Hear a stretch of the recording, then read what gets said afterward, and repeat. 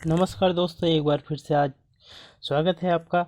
और आज हम बात करेंगे नई शिक्षा नीति। जैसा कि नई शिक्षा नीति के विषय में सेंट्रल टीईटी से रिलेटेड कोई सा भी शिफ्ट हो, कम से कम 2 से 3 क्वेश्चन पूछे जाते हैं।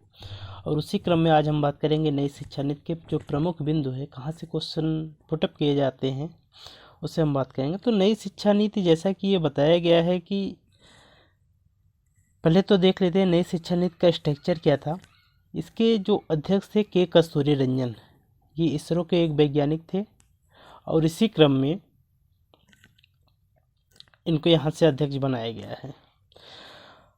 और ये इन्होंने जो अपना रिपोर्ट था नई शिक्षा नीति की पॉलिसी को, उन्होंने 19 जुलाई 2020 को इन्होंने मानव संसाधन मंत्री, जो मंत्रालय के अंतर्गत शिक्षा मंत्रालय होता था, यानी कि शिक्षा से संबंधित जो भी कार्य किए जाते थे वो मानव संसाधन मंत्रालय के अंदर ही किए जाते थे। तो वहाँ जो मानव संसाधन मंत्रालय के प्रमुख थे, जो मानव संसाधन मंत्री थे रमेश पोखरियाल निशंक, तो इनके अंदर में जो शिक्षा नीति होती थी, नई शिक्षा नीति जो पॉलिसी लागू की गई थी, ये 19 जुलाई को किए गए थे। अब इसमें देख लेते हैं प्रथम राष्ट्रीय शिक्षा नीति पूछा जाता है क्वेश्चन में। स्वतंत्र भारत का प्रथम शिक्षा नीति कब लागू हुआ? तो ये हम कह सकते हैं ये 1968 में।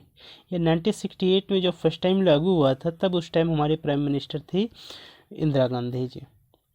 उसके बाद जो सेकंड वाला राष्ट्रीय शिक्षा नीति लागू किया गया, ये 1986 में लागू किया गया था और उस टाइम राजीव गांधी जी प्रधानमंत्री थे। अब नई शिक्षा नीति में देख लेते हैं हम, इसका जो सबसे पहला काम था कि नई शिक्षा नीति में मानव संसाधन विकास मंत्रालय का ही नाम बदल दिया गया और इसका नाम शिक्षा मंत्रालय कर दिया गया। इसका नाम शिक्षा मंत्रालय कर दिया गया।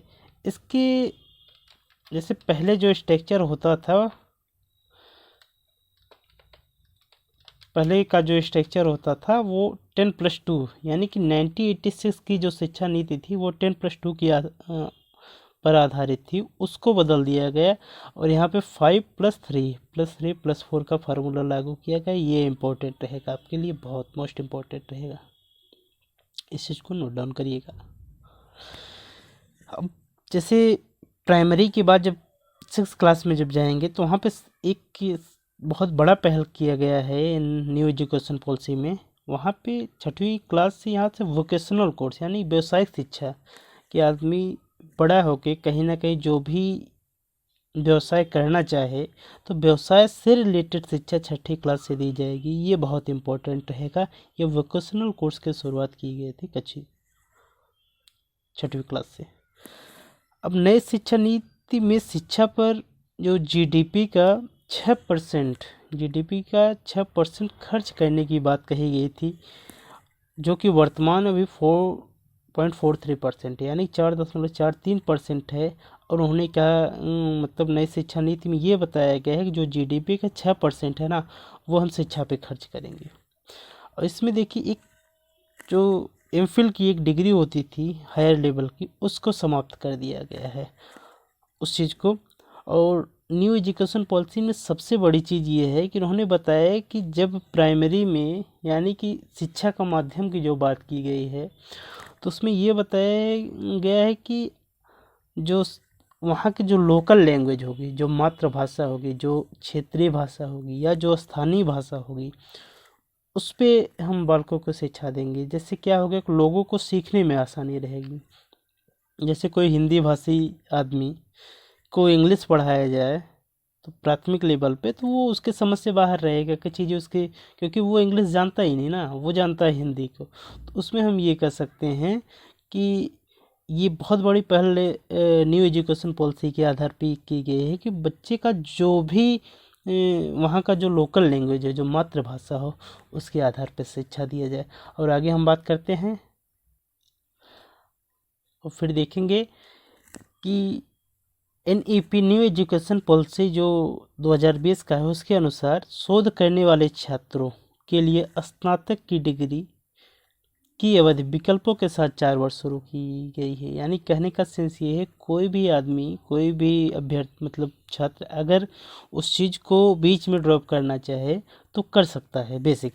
अब जैसे यहाँ पे 1 वर्ष बाद अगर 1 वर्ष तक करता है तो उसको एक प्रमाण पत्र दिया जाएगा, और 2 वर्ष के बाद अगर उस चीज़ को छोड़ता है तो डिप्लोमा दिया जाएगा। कहने का मतलब विकल्प के साथ 4 वर्ष तक वो ग्रेजुएशन कर सकता है। यहाँ पे देखिए सबसे एक बहुत बड़ी बात यहाँ पे बताई गई है कि भारतीय कला, भाषाओं और संस्कृत को सभी स्तरों पर बढ़ावा दिया जाएगा। यानी कि जो इंडियन आर्ट है, लैंग्वेज और जो यहाँ का कल्चर है, उस चीज़ को बढ़ावा दिया जाएगा, क्योंकि जो जिससे हमारी संस्कृति जो है और जो भाषा का जो लोप होता है वो ना हो, बल्कि वो दिन पर दिन वो बढ़ते जाए। और ये ज़रूरत किसी भी देश की जो संस्कृति होती है ना, एक बहुत इम्पोर्टेंट रोल करती है उस देश का गौरव बनाए रखने में।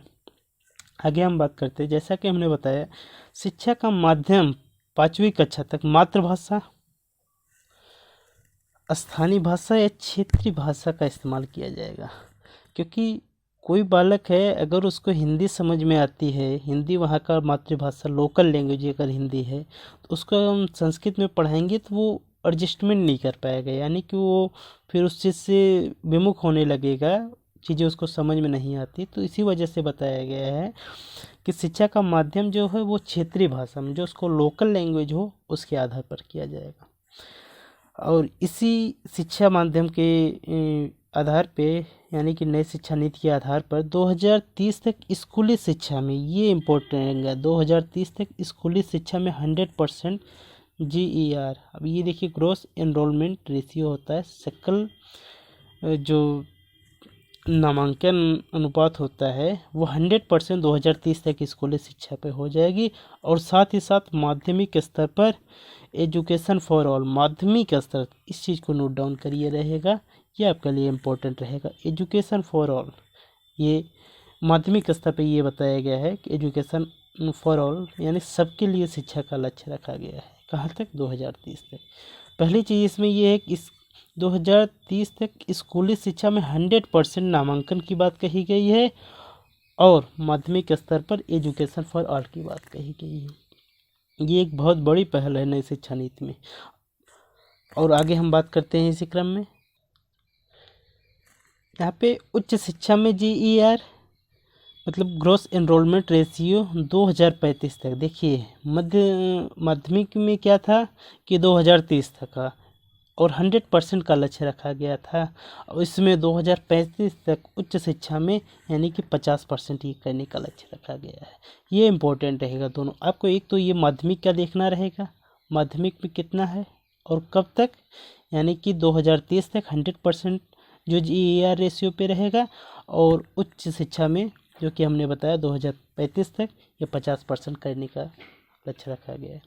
यहाँ पे छात्रों की प्रगति का मूल्यांकन के लिए परख, ये इम्पोर्टेंट रहेगा कि परख किससे संबंधित है। तो जो नई शिक्षा नीति है उससे संबंधित है परख। और परख ये राष्ट्रीय आकलन केंद्र, मतलब एक राष्ट्रीय आकलन केंद्र की स्थापना की जाएगी, जो कि उसका प्रमुख कार्य रहेगा छात्रों के प्रगति का मूल्यांकन। तो उसके लिए परख, तो परख आप ध्यान रखिए कि नई शिक्षा नीति से रिलेटेड है। और जो छात्रों की प्रगति होती है, यानी कहाँ तक उन्होंने सीखा, किस चीज़ को, किसी भी टॉपिक को कहाँ तक सीखे, उसकी ग्रोथ कितनी है, इनका मूल्यांकन करने के लिए परख का निर्माण किया जाएगा। और ये देखिए 2030 तक ये 3 से 18 आयु वर्ग के प्रत्येक बच्चों को गुणवत्तापूर्ण शिक्षा प्रदान करने का बात इसमें कहा गया है। और इसमें जो एक बहुत बड़ी ये अपडेट की गई है कि UGC और NCTE को हटाकर, अभी क्या होता था, UGC एक संस्था है और NCTE, इन दोनों को हटाकर higher education commission of India का निर्माण किया गया, जो कि पूरे भारत में एक रहेगा। यानी कि पूरे भारत की अगर हम पॉलिसी बताएं कि एजुकेशन पे अगर कुछ भी पॉलिसी हो रहा है तो वो एक ही संस्था उसको हैंडल करेगी, वो higher education commission of India है।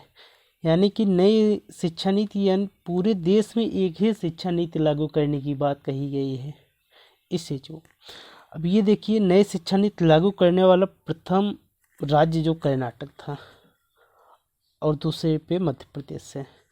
यानी कि ले दे के अभी ये कोविड का काल चल रहा है तो थोड़ा सा चीज़ें डिले हो रही हैं, लेकिन ये स्ट्रिक्टली कहा गया है 2022 तक मैक्सिमम जो स्टेट्स हैं, जो मैक्सिमम राज्य हैं, वो इस पे कार्य करें और नई शिक्षा नीति को जल्द से जल्द लागू करने की बात कही गई है। देखिए अभी तो कोविड चल रहा है, कहाँ तक चीज़ें हो पाती हैं, लेकिन काफ़ी कुछ इसमें बात कही गई है जो कि 1986 में शिक्षा नीति में नहीं थी, तो उसी को अमेंडमेंट किया गया है 34 साल बाद। जैसा कि ये अमेंडमेंट हुआ है, ये परिवर्तन हुआ है और एक नई शिक्षा नीति 2020 ये आके मतलब यहाँ पे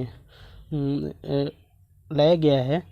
अब ये देखना रहेगा कि ये कहाँ तक ये सफल हो पाता है। हालांकि बहुत सारी चीज़ें, बहुत सारी अच्छाइयाँ हैं इसमें। अब देखते हैं। चलिए ठीक है दोस्तों, मिलते हैं नेक्स्ट वीडियो में, और वीडियो को लाइक और सब्सक्राइब करना ना भूलें। Okay, thank you, bye bye.